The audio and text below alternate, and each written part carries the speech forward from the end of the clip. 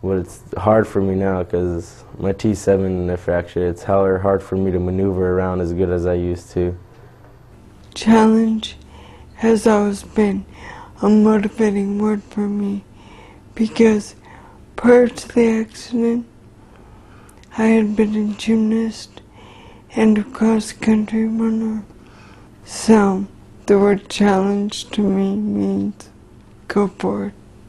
That the hospital, the second doctor I had said that I would probably never move again. Okay. And those words rang in my head when I woke from the coma. So, as an ex-gymnast, I began to stretch as I could in the bed I was in. Anyway, from now into the Rehabilitation Institute in my wheelchair, and they had told my parents, based on my hospital reports, I would probably never walk again. Maybe learn to mutter a little. Well, a month and a half later, I walked out of there saying goodbye. I coach gymnastics as a volunteer now for a middle school in Federal Way. I began coaching gymnastics at a grade school in Auburn. February 25th, I believe, of 2003, I was coaching and I lived out of the county I coached in, so I needed to receive a shuttle from the King County Access Bus, which is the public transportation for handicapped people. And on the shuttle was a man which drove that I instantly connected with. And at first I had no idea why, but then as he began to share with me how he was born with a brain injury and how he had lived the years of my recovery all his life, we became the best of friends instantly. And he is now my husband. We've been married for just over 3 years. And as he cares for me and I care for him, it is so nice to be able to just be yourself. And as I said earlier, stop trying to impress everybody with your recovery.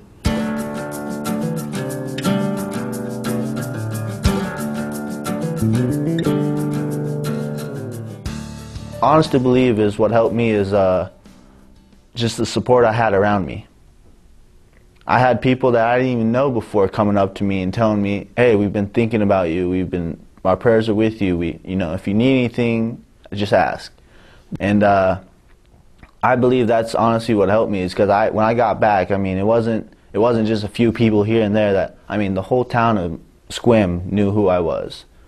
They knew what happened, everything, down to the little bit. I got back the first night in the Sequim and I walked through Safeway and I must have had 7 or 8 different people come up to me and ask me if I was Adrian and tell me, we've been thinking about you, our prayers are with you, we're just glad to see that you're home now. The way I found out about the support group was I was having these temper tantrums. And I was scaring my wife so bad. And she found out about somebody from her work about this head injury brain support group that met every week. And so she came home and suggested I go to it.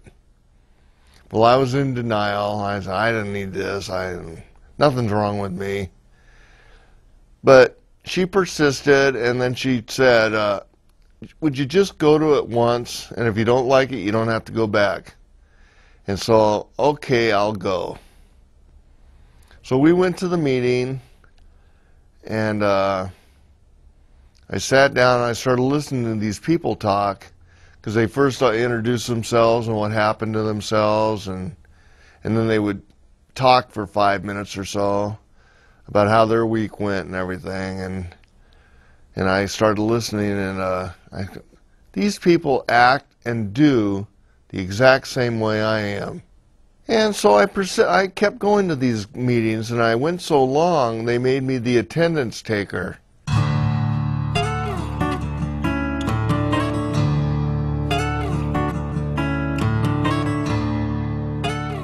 Oh, we have a beautiful dog. She is 1 year old.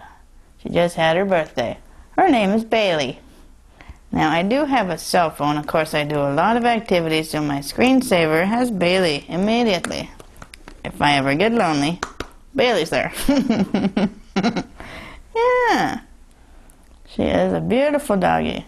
1 year old golden retriever. She's so special. I think her attitude has always been great, but sometimes she had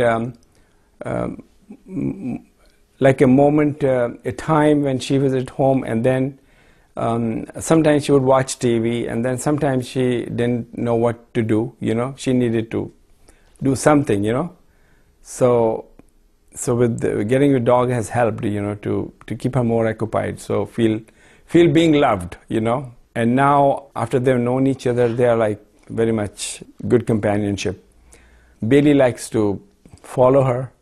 Even in the evening when she wants to say good night, then Bailey wants to jump onto her bed and give her a kiss. So that makes her feel much better. Well, if you are helping some resident achieve their goals, then they are so wonderful, because then they are on their own, and they are fulfilling their dreams. They are happy. And in fact, then they don't bother you much, because if they're happy, then you don't have to care much, because they're happy.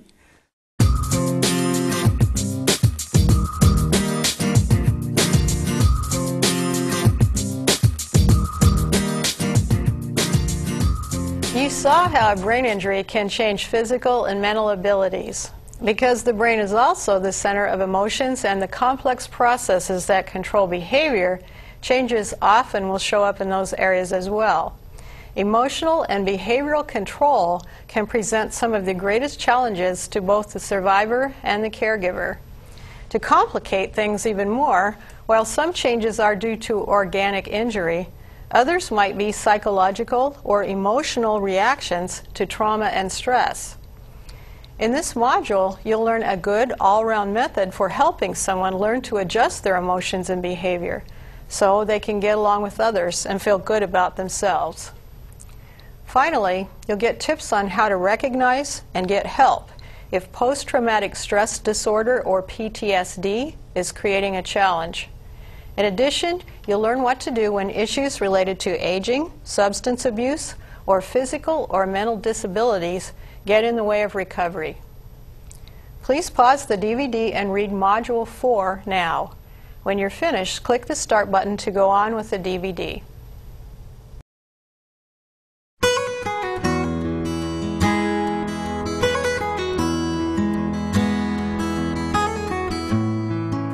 As you've just learned in the manual, the emotional and behavioral consequences of a brain injury can present major challenges for the brain injury survivor and for you, the caregiver. As you'll hear next, one way to avoid some of these problems is to be trustworthy. Consider for a moment how you'd feel if you were suddenly forced to depend on someone else for your basic needs and safety. You'd probably want to know the other person will be there for you when promised, doing the things you need. Also, because many of us survivors cannot always trust our own memories or behavior, we need to place trust in our caregivers to set boundaries and sometimes keep us from hurting ourselves or others. Listen as our experts discuss this very important issue of trust.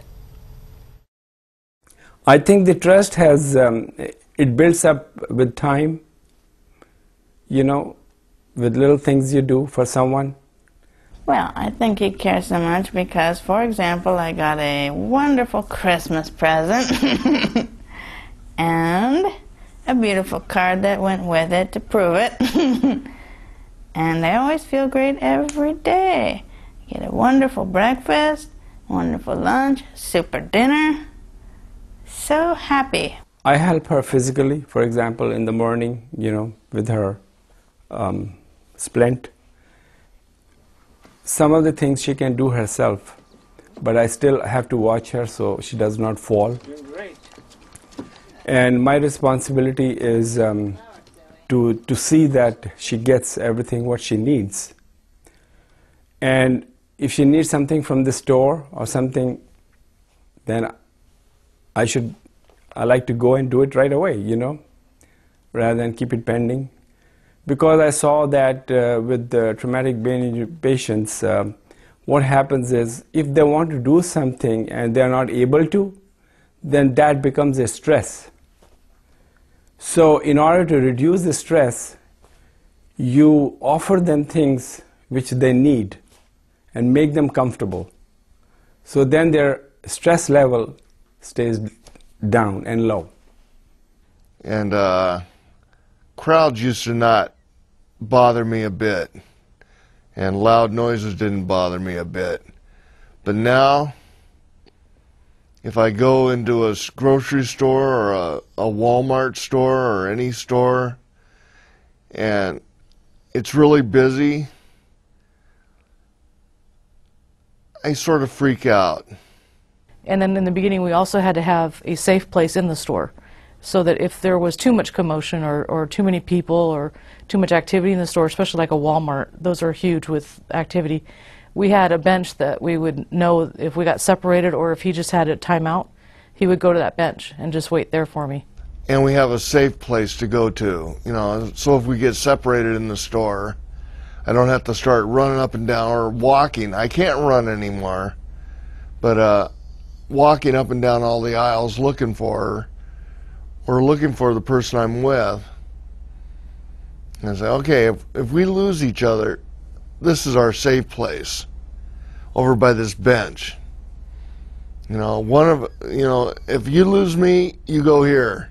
If I lose you, I'll go here. And, you know, then when you're looking, go to that place and look, and it works. With traumatic, I think, as I said earlier, it's good to be very compassionate and very caring and have a lot of patience. If a resident is angry, doesn't mean you have to be angry. You know, you have to control yourself and find out the reason why she's or he's angry. Because of the type of person that he was before with playing sports and being very active, it was very difficult for him to realize that he wasn't going to be active anymore. He wasn't going to be able to do the sports or do the automotive things that he used to do, and a lot of who he was gone. And so I think that's when he started thinking about how mad he was that he was in the situation that he was in. And that's when the anger started surfacing. And he didn't know how to control the anger or how to direct it or who to direct it to. Oh, I rant and rave and break things and scare everybody, especially the cats. My wife, myself. And then I start, you know, especially when I break something, I go, well, that was stupid.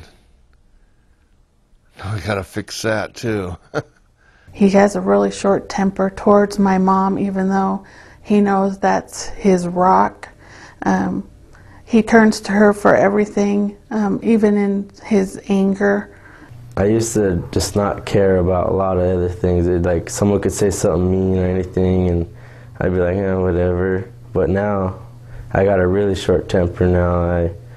If I don't like it, I'll say something about it, and I'll blow up. I just have a really short fuse now. That it kind of get me mad because I get mad at my mom or my dad now. Kind of, I don't like that anymore. He wouldn't allow anybody else to help him. He always called on our mom when he couldn't walk and things like that. But and he was kind of ornery to her. But now that he's healing and he's starting to remember how to treat people, she doesn't let him do that to her anymore. It's more, he's outgrowing that kind of orneriness towards my mother, and he now talks to her, and if he gets too frustrated, she just says, time out, 5 minutes, you know. If it frustrates you, don't let it go beyond frustration, just stop what you're doing and go back to it. Well, for anger management, like I said, you know, as a caregiver, if a patient is showing anger, then you don't need to argue with the patient, you know. You never argue with the patient. If somebody is getting angry for something, then you are in a situation that you rather, you know, walk out of the room and then go back and approach her again later on. And that would be the best way to, you know, manage somebody's anger. Sometimes I wonder, because I push her so hard to the limit so many times. Matter of fact, I always wonder how she gets through it.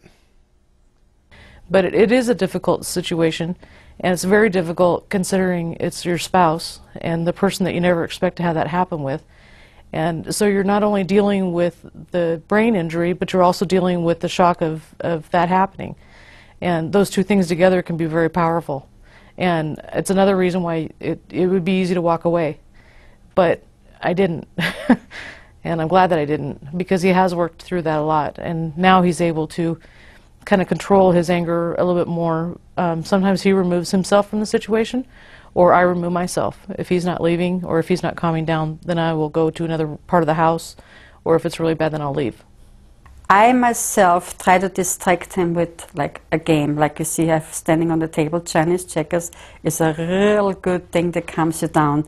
You have to concentrate, you have to think, and yet it's simple. That's a really good thing. I try to bring up a different subject. You have to be very careful that you don't get angry yourself, or it will carry on. Now I know this is hard for some people, especially like brothers, because, you know, well, you know how this is, you did this before, you know, well, now you can't. And makes the person feel like they're not as good as they should be, so then the temper flares up more. Doesn't make it better, so you really kind of have to put your own feelings kind of aside. That's how I deal with it, kind of say, okay, that's silly. And I think, again, that's my lazy part, because I think if I make his temper worse, I might have more to clean up. I did find myself doing the same thing, where when you would go to the store and he would throw a temper tantrum because he wanted to buy something, and I would, to make the temper tantrum stop, I would go ahead and give him whatever it was that he wanted at the store. Well, that was reinforcing negative behavior. And it took me a while to realize what that was, until actually I was in dog obedience school and learned about negative reinforcement for your animal. And I started thinking, you know, that's true, because the more he would fuss, the more I would give into it. With other caregivers, I would say they have to be passionate and caring. You have to treat residents as part of your family, or even like friends. Be very close to them. Don't take advantage of their condition. That's why be respectful, but at the same time be nice to them. Well, the only thing I can say is that you have to just keep working, and you'd have to try and put yourself in their shoes.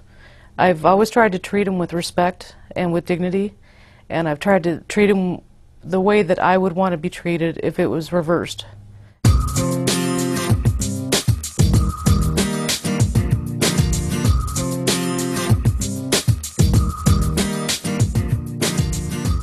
We've reached the final module, and you've learned a lot by now.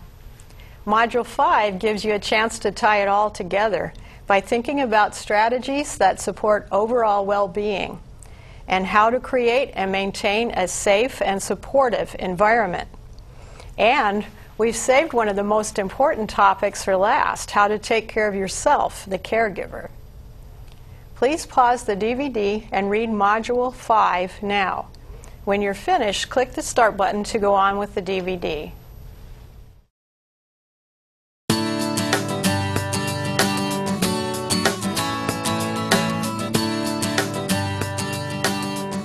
This final segment with our experts is focused on your needs and well-being. They'll now share with you some of the rewards and joys of their work and what they do when they need a break. Well, I think the whole thing has been, the time has been rewarding. I mean, we've made it 40 years, you know, so that's an accomplishment. I mean, some people, they play golf, they have different hobbies, they work on old cars, and this is certainly not a hobby with us, but it's a vocation that we've invested in, and we made it this far. My most rewarding experience was when I took care of her for a couple of months, and then family called and told me, okay, we see a great change in her. She's doing so well. And her family told me, her dad told me, her physician told me, so. And even her care manager, where she goes for daycare, they called me and told me, okay, she is doing so wonderful, because she seemed like a new person. Well, certainly for me, it's from being told, turn off the life support to see Eric playing sports.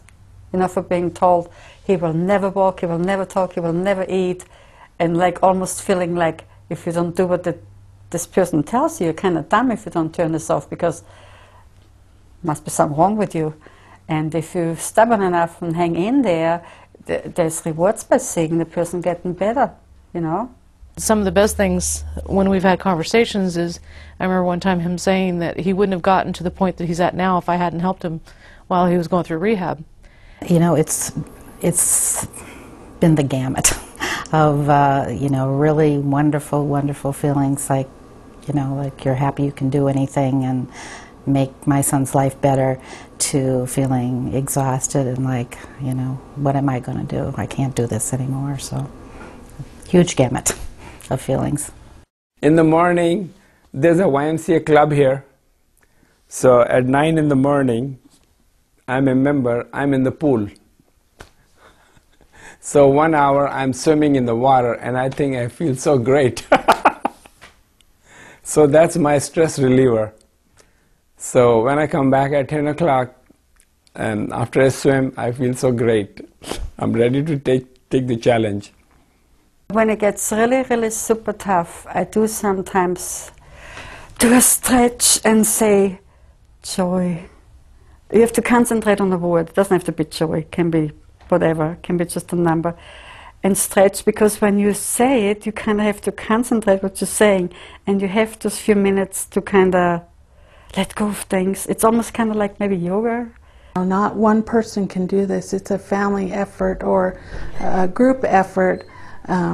It has to be not just one person, because it will, you know, it'll burn out the one caregiver. It needs to be an entire family that steps in and helps the person with the brain injury because of the frustration of the way they used to be and the way they are now. It just gives you your life back for even for a few hours, to help you kind of regroup and have the patience with your loved one that had the brain injury. Well, you know, you absolutely need to find something to to take care of yourself. And I do have those things. Sometimes when I leave here, I go immediately to a movie. And that's one of the things that I found way back when he was in the hospital and when he was in a long-term rehab program. Sometimes being there in that first year was really stressful because he was really confused and really got agitated. Sometimes didn't know where he was. In the first, I would say, 6 months, he wasn't really aware of where he was. And there was some very interesting, I will say, when looking back at it, experiences with that. But anyway, we got through it, But I would feel so stressed when I left the hospital, and I kept thinking, what can I do to, like, you know, just decompress.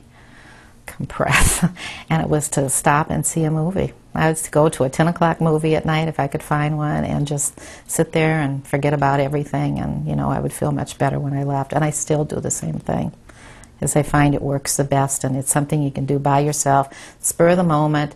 You don't have to make plans with other people. I just go by myself. In the beginning, I couldn't really go out too far because of the care that he needed, but now that he's able to do things on his own, it's kind of if I leave something for him to eat, or if he has something for dinner, then he's okay, so that I can go out and do something a little bit more. Another thing is we've met a lot of great people along the way, you know, particularly in the support group. You know, there's some really great people. I guess I've never met a survivor or caregiver that I didn't like. You know, that they're just great people. And I do have to admit that I enjoy a lot of the sport activities he goes to, because I help out with soccer, and I do keep the score at bowling, and I am the caddy at golf. That's why I'm kind of one-sided. But I get to walk a lot there, and walking is another good thing. So, walking and laughing. Sometimes I will do gardening, and I will involve my residents, show them what I'm doing. Or sometimes I'm cutting the grass or doing some work outside. So sometimes I get them involved. They can look what I'm doing. Just like work around the house. Some kind of activity like I like to watch. Now that Eric does belong to some groups, like on a Wednesday night, I have 2 hours, almost 2 hours, with another mother. So then we sometimes just complain. No, we talk about whatever comes to mind. And if they happen to have in this group, if we're very lucky, then they have a barbecue or a potluck or something in the group, and we actually get to eat somewhere, wherever we want to. And we can even share a glass of wine. One glass together. And so I think I'm a lot different at my work, because like I said, I work in a law enforcement place, and I don't feel the stress from the job as much as some people do, because it's not going to bother me tomorrow. When I get into work the next day, there's going to be different cases to handle and different things to do, and paperwork that I have to complete. But the major things, even what some people might think are major, are no longer major to me. Because major to me is my husband going to live? And if he does, what kind of life is he going to have? That's major. And so most daily problems are just trivial. And that's been the biggest change with me. I maintain a lot of friendships and try to see my friends as much as I can. I started having a all-girls night at my house about once every 4 months or so, because I had trouble seeing everybody because I just didn't have the time. So everybody decided that they would bring food if I had it at my house. So we have a great time, and we do this about every 4 or 5 months. You need to learn how to let go of things, like I said, for me, housework. Because I used to like it like in a hospital, everything very, very clean, and I just, okay, I'm too tired now for cleaning this dust. I'm going to sit down with him and watch a TV show, and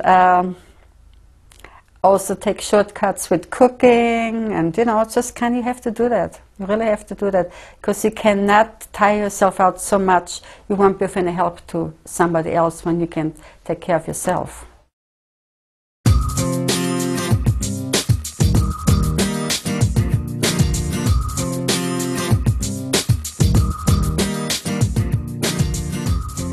Congratulations, you've completed this caregiver course on traumatic brain injury. I hope you're excited about trying some of the ideas you learned today. Keep in mind that there's a lot we still don't know about the brain, and new discoveries are being made every day. You might want to make a habit of looking for books, videos, or news articles about TBI at your local library or on your computer, just to stay informed, especially when you're facing a problem and looking for a new approach. You may also want to review the manual and DVD from time to time, especially when you run across new challenges or as the person you're caring for begins a new phase of recovery. And remember, while the knowledge and attitude of medical specialists and survivors obviously are important, it's you, the caregivers, who provide the daily support and foundation we need to rebuild our lives. On behalf of all survivors of brain injury, the stars of our film and I want to thank you for all you do for us each and every day.